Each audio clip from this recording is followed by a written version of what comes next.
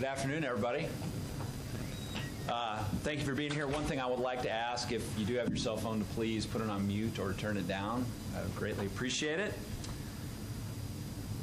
Just want to thank everybody in the room for being here, all of our boosters, administration, the media that's here today. Thanks to ESPN Jamestown for broadcasting this, and all of our fans and boosters watching across the world on jimmyathletics.com. So we're excited you're here today.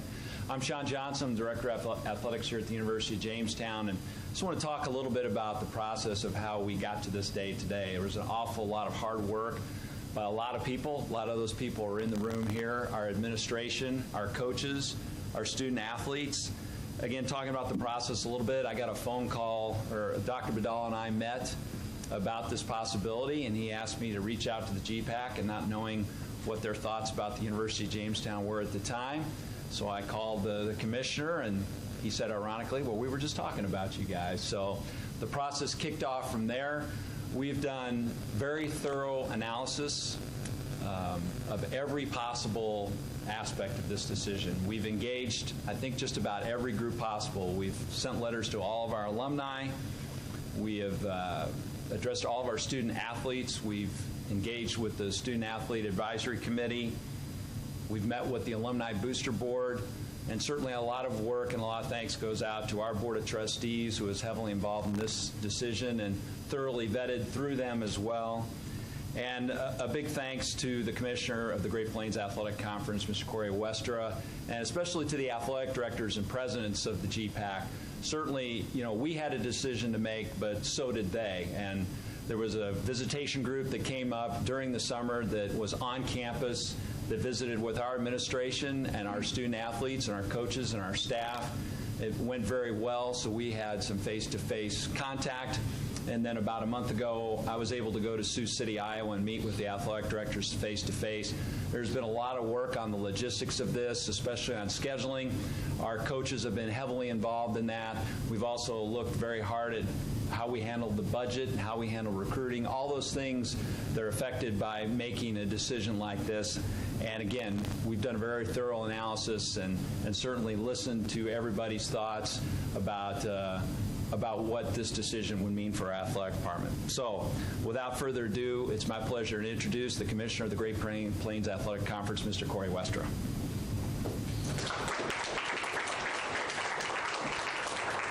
Sean, thank you. Good afternoon, everyone. As Sean mentioned, my name is Corey Westra. With the Great Plains Athletic Conference, I've been the commissioner for 14 years, starting back in 2003.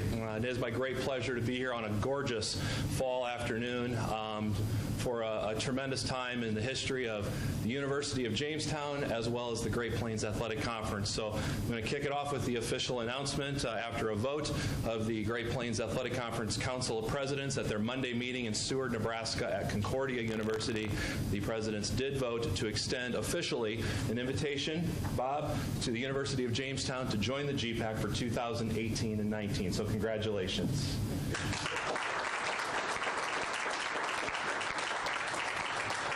Sean spoke about process. Process has certainly been a word that's been top of my mind for the last really 6 months as I've gotten to know Sean very well. And I also want to just mention, being around the GPAC for 14 years, there's a lot of familiar faces in the room. And, for me personally, this is a lot of fun. Tom, I'm looking at you. We've had a great history together. Greg through the national tournament in Sioux City.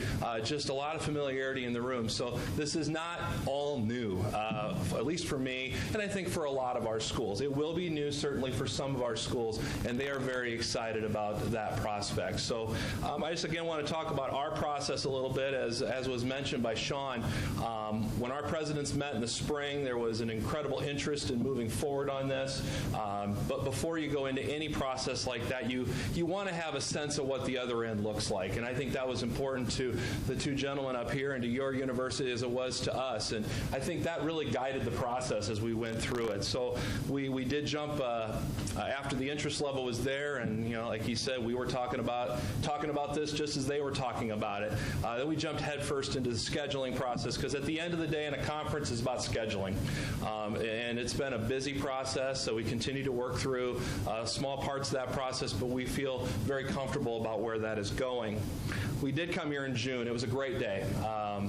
President Amy Novak at Dakota Wesleyan led our committee. She is our Council of Presidents representative to the NAIA, phenomenal leader in our conference and at Dakota Wesleyan, just down the road in Mitchell, South Dakota, and just walked away feeling very good about the day, along with our athletic director, Representative Steve Gast from Briarcliff University, who chairs our ADs. He came on the trip.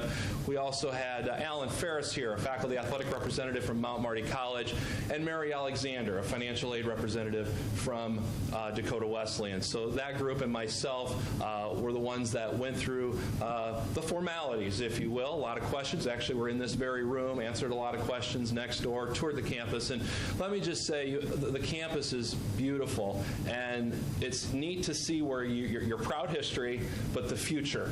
The new arena certainly is the highlight of that, but just to see the pride in facilities, and sometimes hard to let the old facilities go, but know that the new facilities are coming, and that's all about, I think you talk about journey here at Jamestown. That's certainly your journey here, and that's a big part of what you want to do as you move forward now into the Great Plains Athletic Conference. That was important to our presidents to see that as well. All of our college campuses in the GPAC and universally in intercollegiate small college athletics, that's what you have to do. You have to stay ahead within the financial constraints that you're dealt, and with the monies that are available, and you're doing a phenomenal job. So my hats off to both of you and your staff for what you're doing here at Jamestown. So we go to our president's meeting. The official vote takes place last Monday, and we are here today. So what are you joining? What are you joining? Great Plains Athletic Conference is in year 17. The roots go back to 1969. The Great Plains Athletic Conference was founded out of the Nebraska Intercollegiate Athletic Conference. It is a Nebraska-based conference at its roots. Those 6 members originally in 1969 held together till the early 90s when Northwestern joined the group as a football school. That was one of the drivers, was as a football school, and that became the NIAC in a different way, instead of Nebraska Intercollegiate, Nebraska-Iowa Athletic Conference. That group stayed together as a group of 7 up until the late 90s, when 2 athletic directors at the time really spearheaded what you would know today as the Great Plains Athletic Conference. Dr. Bob Borichter, who is now the commissioner of the MIAA in Kansas City. He was the athletic director at Hastings College at the time, and Mr. Todd Berry, who was the athletic director at Northwestern at the time, then had some time at Briarcliff and is now retired. Those 2 at the time said the NIAC needs to expand. It needs to grow. And the target was put out on 4 schools that you'll know very familiar, no particular order, but Dakota Wesleyan at that time, the University of Sioux Falls, Mount Marty College, and Dordt College. That group of 4 joined into the NIAC in 1999 to start in 2000, 2001, and the name was changed to the Great Plains Athletic Conference. That group of 11 held together for 2 years until the 12th school was added at the time, and that was Briarcliff University in Sioux City. The very next year, Morningside College in Sioux City joined, and the league went to 13.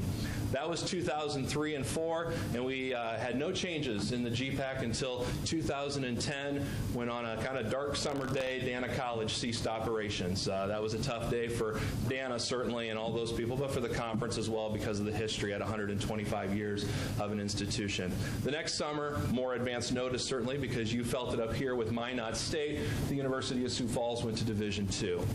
Into 2015, the conference added a new member. College of St. Mary out of Omaha came into the group. Right on the heels of that, we did learn that Nebraska Wesleyan had an opportunity to go to full Division III membership in the Iowa Conference, so they competed through the end of last year. That left us with our group until this process began. And that was a part of the process to certainly look at the strength of a conference, because in the NAIA, at its root, the conferences are where it's at. The conferences have to be strong in the NAIA for the NAIA to be strong. So why Jamestown? Jamestown brings you can say on paper, but in reality, everything that we want in a Great Plains Athletic Conference school. Top of that list, faith-based. Our league is faith-based. It will remain faith-based, and University of Jamestown brings that to the GPAC. So that was number one. Number two, robust sport offerings, right in my quote, but that is so important. From day one, you will hit the ground running with robust sports offerings in the GPAC that enhance all of our sports. It's not just a football decision. It's not just a baseball decision. It's every sport in the GPAC. And I'm going to allude to two other sports here momentarily that will actually get a jump start, if you will, into the GPAC. So those were the two driving reasons. And the third is just, again, the desire to keep moving. You have to keep moving in intercollegiate athletics. If you stand still, it's done. And our presidents know that. I think you know that. I think everybody knows that you have to keep looking for opportunities, and this opportunity presented itself, and we were excited to go with it, and that is why we are here today. So this is a great day. This is a great day for us. It's a great day for you. The other decisions that were made on Monday as part of the Council of Presidents meeting, besides the big decision, was we added language to our Constitution and bylaws that now allow affiliate membership in the GPAC. Our conference has never had that before. What is affiliate membership? One or two sport offerings coming in to help out a certain sport at certain times. Part of that was pushed by Jamestown for decision number 3, but even without that, this was an important decision that our conference needed to have. We needed to have affiliate membership language in our Constitution and bylaws as an option. That was approved. And then the third decision came is that next year, the very next year here, 2017-18, you will bring over wrestling and cheer and dance to the GPAC as an affiliate member for that 1 year leading up to the full membership of 18 and 19. So those are the decisions that have been made this week. It's a great day to be here. So my job now is to turn it over to the president of the University of Jamestown, Dr. Badal, for some comments, and officially welcome you to the Great Plains Athletic Conference. Thank you.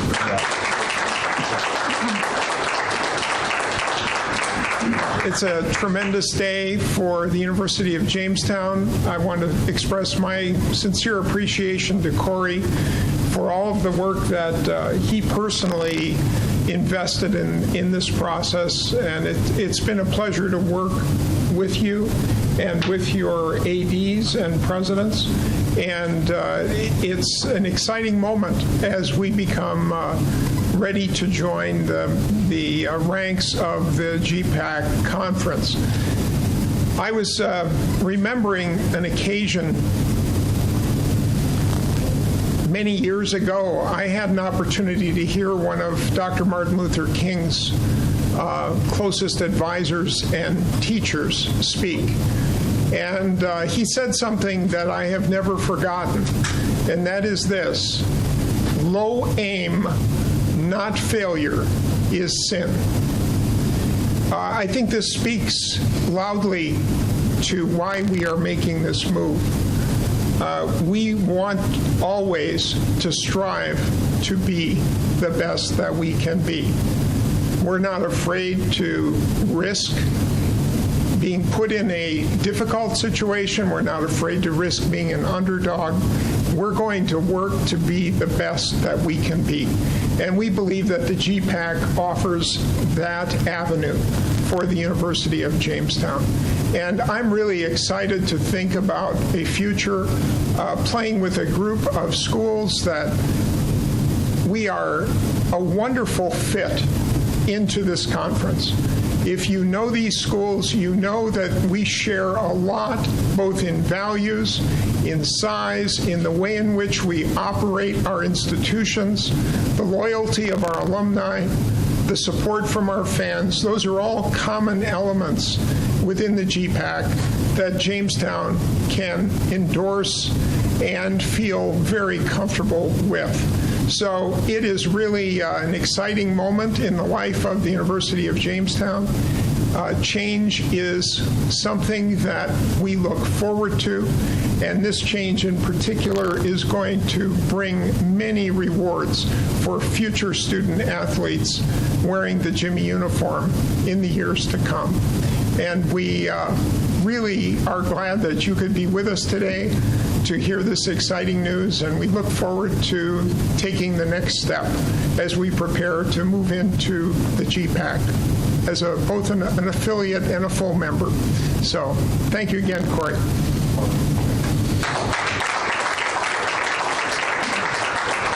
Any questions? I'm sure somebody has a question. Wow, we did that good of a job. There's no questions from the back row there. I guess just one of the main things is, a non-conference schedule. You're still going to play some of the NAIA schools in state here in North Dakota, Valley City, Mayville State, Dickinson State, schools that have been traditional rivals over the years for you guys. Absolutely, that's our goal. One of the important things in this process was not to lose our traditional rivals here in the state of North Dakota with Mayville State, Valley City State, and Dickinson State. And they certainly know, the process we've been going through. They've been very aware for the last 6 months about what we were attempting to do. I should say probably the last 3 months. And so I've had opportunities to talk to all the athletic directors of those schools, and it's our intent to keep competing with them in the non-conference schedule. But certainly that's their decision. I don't want to speak for those institutions, but it is our hope that we will continue to play those rivalries because they're really important to our student athletes, to our coaches, to our fans, and our supporters. So that's our hope, is that we can continue those rivalries. This has been a tough sell to them. I've talked to you a lot about this, but has it been hard to sell this? No, I don't think so. Certainly you're never going to get everybody to agree, especially when you're making a big change like this. But I don't think it has been a tough sell. I think if you look at the facts, the analogy that I like to give is that we're getting to compete in the Big Ten of the NAIA. And what that means is both academically and athletically, this is one of the best leagues in the entire country at the NAIA level. And the great thing about it is we get to stay NAIA. We don't have to leave our division. We get to stay where we're at, and we get to compete in one of the best leagues in the country. So, again, there certainly have been some concerns. People have expressed those concerns, but I would not say it was a tough sell. Maybe, Corey, in terms of growth and expansion, that's kind of like you're talking about, that's kind of the buzzword in this game. We expect will that be somewhere at some point to grow further? Well, I think you have to continue to look at it that way. I think that's a great question, and we've been pretty deliberate in our growth of the GPAC. I think if you heard my words earlier, we went a period of about 2003-04 all the way to 2015 with no additional membership, and that's because of our commitment to the right membership in the GPAC. So certainly I think in the last few years there's been more urgency on that front because it is changing. The NAIA went through a period of losing some members, and now they're back on the upswing on the other side of the mountain, and we want to be contributing to keeping people in the NAIA, and as I mentioned, keeping strong conferences together, because at the heart of it all, under a direct qualification model, and it's not just an athletic decision, but let's face it, that's a big part of it, is that you need to have strong conference play. Scheduling, any coach in this room will tell you how daunting scheduling is. Doesn't matter the sport. If you have an easy schedule, then your life is pretty good in the far as scheduling goes, but I don't think any coach really has that. So I think when you look at your conference schools, that's a big part of what you do. We talk about it all the time. How are we going to play our conference schedules? Double round robin, single round robin, unbalanced, how many meets, how many days for golf. All those things are so paramount to what you do in a conference because that's how you get through an academic year from fall, winter to spring. So we have focused to that. Just as an example, in baseball, we always did double headers, played everybody in a double header. It wasn't enough. We needed more. We needed more games to avoid more travel. So we're going to a 28 game schedule this year. So that's an example there of where you look at an issue, you look at a problem, and you address it. So that's why down the road, absolutely, we're open. We're open. You have to be. Again, I talked about if you're not moving, you're going to get stuck. So I think that's so key, and our presidents get that, our athletic directors get that, our faculty athletic representatives get that, and we'll continue to work in that way. Was there any hesitancy relative to the GPAC? Because you have a pretty cozy geographical area there. They talk about on the footprint. Was there any reluctance from your president from your school to come this far north? There's no question it was talked about. For the same reasons I'm sure up here it was talked about on the other side. You have to talk about that. But I think the realization set in very quickly that we were pretty fortunate to probably have, if I can use your word, that cozy of a membership. Because if you look at what I call a bat map of any other NAIA conference where you take the furthest points and you spread the wings out, the GPAC and maybe the Chicagoland Conference are the two that are about that big and have been fortunate to stay that tight. Everybody else got pretty big bat wings when you start looking at a map. And, at some point you have to be able to leave your comfort zone. And that was, this is the first time we're going out of 3 states. This is the 4th state now, North Dakota. But it was important and absolutely the right decision. So I don't know if hesitancy was the word, just due deliberation, I think would be a way I would look at it. And I think we did a great job of addressing it through the scheduling models and try to ease some of those concerns. Can I ask you, sports-wise, what was the vote? The tally. I asked you that. We're not releasing the tally. We're just going to tell you that the threshold was met within the Constitution and bylaws of the GPAC, and that it was met without issue, and the membership was approved. That initial conversation that was mentioned when you were kind of down the phone, like, we were just thinking of me too. What was it about Jamestown then that sort of sparked that idea? Sure. You look at a map and you start to look at what we maybe had been looking at as a certain zone, and you start to look out of that zone a little bit, and then you just play some scenarios in your mind. The what ifs. What could it look like? And some of the things, when Sean reached out to me, I've been thinking about some of those things. We could be creative. And that's why I said maybe Jamestown isn't as daunting of an idea as maybe initially it was at one point when we had talked earlier. I've known Dr. Badal for years. I mean, this is not our first conversation. I think we've had 2 other occasions where we've at least nibbled at the edges of talking about this. But the timing was right this time. I think an important piece to note in that, and it goes back to something I talked about earlier, non-conference scheduling is so challenging right now, especially when you look at eastern Iowa. We have a conference that has expanded into eastern Iowa, and they're a large enough conference that they take up a lot of games in and of themselves. That's great for them. That was bad for our middle of our conference, because those were non-conference games that we had year in and year out in varying sports that just simply aren't there anymore. So then you have to start to look at expanding out your map a little bit, and that's really where Jamestown came into play and said, this is doable, and that's why we looked at it that way. In terms of scheduling, where are you at in that process? I mean, I don't want to get too specific, but what do we learn? Are there going to be lots of weekend games or meet in the middle? What are some of the options? I know this is kind of what they talked about. No. There's been, believe me, probably the biggest issue we've been working on, myself, our coaching staff, the coaching staffs in the GPAC, the athletic directors, and everybody else has been scheduling, because the number one thing is student-athlete experience. Okay, that's the most important thing. It's not the athletic director experience, it's the student-athlete experience. We wanted to make sure, first of all, that we miss as minimal amount of class time as possible. And we've studied this, and I work with all of our coaches, and we'll actually miss less class time or the same amount of class time 2 years from now as we will this year as a department. Now, we're having to do some things scheduling-wise that make it work for us. A lot of it's going to be, we're going to be playing at home during the week. If we have to take those longer trips to Nebraska, we won't be doing that on a Wednesday. We'll be doing that on a Saturday, where we can stay in class hopefully till about noon on Friday and then start making our way. So looking at when we're on break, Christmas break, New Year's break, can we fit some of our longer trips in there? So again, we're not missing class time. That was really for our coaches, for myself, for our president. Certainly that was the number one thing at the top of the list, was we've got to make sure that our student athletes travel the right way and make sure we do it in a way where we're not missing class time. And we're not 100% there on every schedule, but we basically started this process in June.